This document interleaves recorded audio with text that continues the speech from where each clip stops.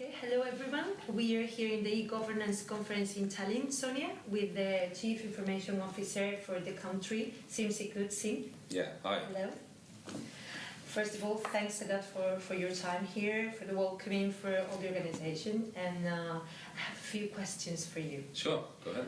Okay, Estonia scores high, really high in the implementation of the EIF. So, how was the process of this implementation? Well, for us, the process was rather easy in a sense that we had the interoperability framework of our own for a long time, right? I think, let's say, the versions of that have iterated together with the European discussion and versions. So in many ways, we didn't have to do much. But I think that goes to say that, why we also very much support the EIF to say that, look, it's clearly necessary to build up good digital services. Okay, which were the challenges that Estonia faced in this process? I really don't see one we had or something to really bring out. I think it was just basically figuring out the sort of, some very small details. Like I still say, we were compatible largely already beforehand. Yeah. Okay, and when you try to interact and interoperate with the other member states and other countries abroad, how do you see a scenario in the European Union and so on in this regard? But what it comes down to, and I think clearly EIF is also based on, let's say, levels of interoperability and different types of interoperability. The issue is really technology, right? That we can work out. The issue is more or less exactly the organizational interoperability. So how do we make different data so semantics fit together and so forth, right?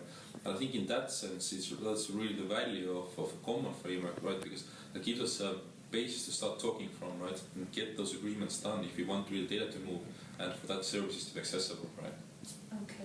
And if you would have to send a message to the other member states, to the chief information officers in the member states, how could you encourage them to be aligned to the EIF? Why is it needed to be aligned if it is?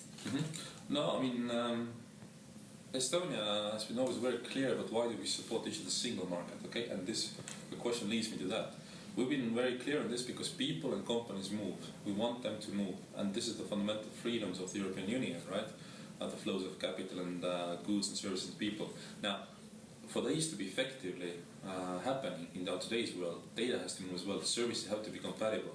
And so for that matter, we need to make our stuff interoperable. And again, EIF is a way to do that. And so if I had to provide a motivation, why to move for interoperability and so forth, because the Tallinn Declaration says so. Last year during our European Union presidency, we had all the countries and governments agree to a common declaration on ways forward in digital government.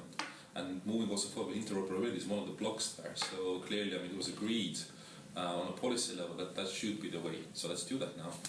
Okay. Actually, as Siim said, the ministerial declaration issued on the 6th of October last year in 2017 said that actually the EIF is the roadmap for digitalization of public administrations. Do you really think that this could be a pushing to other member states to follow the line of other countries? The declaration itself never does the trick, but it's basically like a milestone and basically like a signal of intent, right? And the intent has been there. So now we just need to basically make it happen on a practical level. I guess that's the work through the Commission, that's the work through on the member states level. The practical value still comes down to that we need to serve our people and companies who move across the borders. And the EIF is a tool for that. Okay, Siim, thanks a lot for your time here today. And as you hear, implementing EIF, it's important. So thanks again. Thank you.